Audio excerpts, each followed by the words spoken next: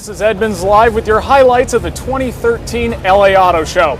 And what better place to start than the car that we're standing next to, and boy is it gorgeous, the Jaguar F-Type. And this is the new R model, 550 horsepower V8, 55 more than the V8S, which we definitely did not think was slow. What do you think of the new F-Type, Ed? I think they did a great job of taking that shape that they, it was already a good-looking car in the convertible, making a coupe, making it look a little bit different, and just giving it a real nice, smooth, clean lines that it is probably one of the best-looking cars on the floor. I think there's a temptation. You look around a lot of the car designs today; they're almost over-designed. There's just too much going on. This has got a real kind of simple elegance and muscularity, and personally, I much prefer it to the Roadster. And not surprisingly, it's getting a lot of attention. Let's do our sort of social media thing. Claire can't be with us today, so you can call me Claire, I guess, if you want. Our top comment about the F-Type was directed at you, Alistair. You got to meet Miranda Kerr, you lucky bastard. Yeah, that's true. We actually tried to interview her on camera, but apparently contractually she could not talk to us. She just had to stand there and look pretty, but she did a fine job of that. And it was a big to do about this. It was, to be honest. Over the years you get so many of these launch events that you do tend to get a little bit cynical. But this was a good show. So even Simon Cowell turned up. Oh, how exciting! Now, this is certainly a favorite of the show, but I would argue that perhaps a Subaru WRX will be the one that everyone's talking about. Aaron, what do we think of the WRX? Styling's pretty conservative, and it's honestly, I find it kind of ugly, but I have a lot of hope for how it's going to drive.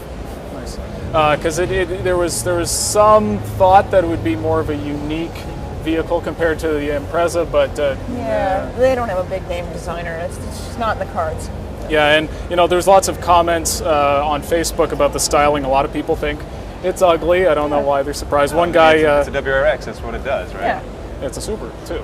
They're not known for their gorgeous designs. Glidden Nieves said, "This is a catastrophe," as expected. So much for that concept, which did look fantastic in New York. Yeah, but I think any hope of the concept being rolled into production was ambitious. A pipe dream, I would say. And quite fittingly, they actually did have a legacy concept here that I'm sure the next legacy will look vaguely similar to. But I think that's part of the appeal of the WRX, isn't it? That it's a kind of anti-hero. Mm-hmm. You buy it as a statement as a driving car, and the fact that it's a bit ugly is actually for me at the core of that appeal. And there's lots of consternation about the fact that it has a CVT. Although CVT or automatic, if you're getting the automatic in a WRX, yeah. Well, it's good. It helps keep it alive. If it doesn't have that, then it's harder to justify its existence for the minority of households where people won't deal with a clutch pedal. Now let's go on to the Mini Cooper, which would be predictable to go to Alistair, but let's go to Aaron. What did we think? What did we think of the Mini Cooper? It's bigger, and the hood's a lot taller, and the windshield is more reclined, and so I don't know if it's going to be as easy to see out of, but the new engines look really good on paper, really strong. Turbocharged 3-cylinder, which is definitely unique for North America. Yeah, and a lot more power than they ever got out of the 4-cylinder. I've actually driven that engine in the i8 prototype. Sounds great. Those little 3-cylinders sound really good. Yeah. But you generally weren't that impressed with the new BMW Mini? No, I was kind of interested. I didn't think it's British. I always think it's German. But it's just got, for me, every generation on from the BMW original of 2001, it's just got that bit fatter, that bit more styled, and it just it needs to go to Pilates for me. Yeah, it looks a little awkward in this latest generation. It does. It's just, it is. I think it's 4 inches longer, 2 inches wider, but it looks bigger than that. It's all sort of set up on its haunches, and there's just a lot going on. And I love the 2001 car, and it's just not for me. Now, perhaps we'll look back at the show and think that the most significant car was, in fact, a truck, the Chevy Colorado. Yeah, that's true. I mean, the Colorado is a significant launch for GM and for the segment also. When was the last time we saw any movement in the mid-size pickup truck segment? Decade. It's been a long time. And here's Colorado, Chevy showing up with 3 truck configurations, 2 powertrains at launch, and then a turbo diesel coming a year later. This is a big deal. And they almost have the segment to themselves. I mean, they have the Tacoma and the Frontier, but they're very old.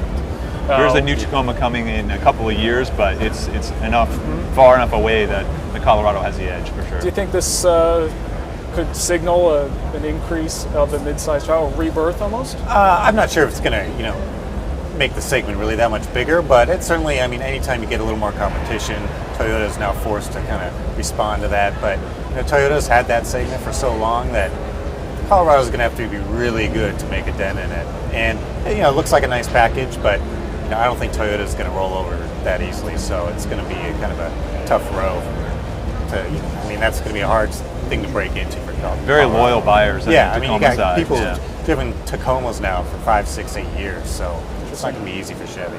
Okay, another big car was in fact a luxury compact SUV, the Porsche Macan, and that seems to be the new ceiling for that segment. A lot of power, 340 horsepower V6, 400 horsepower twin turbo V6. Yeah, Porsche's like creating their own category with this performance compact SUV. So I mean, and it looked good. I mean, it sort of has less of the awkward lines of the Cayenne being so big and kind of funny. So I think it's going to do really well. And the fact, 400 horsepower turbocharged engine, that's it's going to make a whole different driving experience. Similar to the Mercedes GLA, it almost looks more like a hatchback, but it looks a lot better. Though those Porsche styling cues definitely work better on a smaller scale.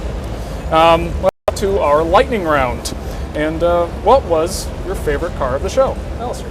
I'm going to go for the Honda FC EV. The rest of the automotive world has decided that hydrogen cars are kind of like way out there, and it's probably never going to happen. Honda is utterly convinced that they should pour billions of dollars in developing new hydrogen fuel cell cars, and it looks great. It's a kind of a replacement for the FCX Clarity, but they're making a bold statement. There's going to be a production version in 2015. Not production version in 2015. Yeah, I like it.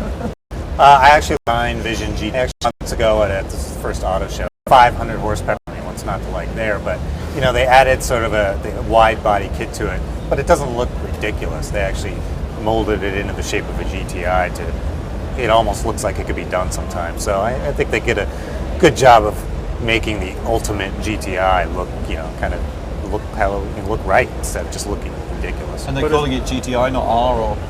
No, they did. I mean, they just called it the Vision GTI. So I guess this is where they see it, could go in the future. But as Jay might ask, can you turn off the traction control on that? Macan? Yeah, they would not answer that. That's why it's a very important question for that car. Yeah. Jay, what was your favorite car of the show? I think just in terms of sheer auto show outlandishness, there's nothing that tops that AMG Vision Gran Turismo.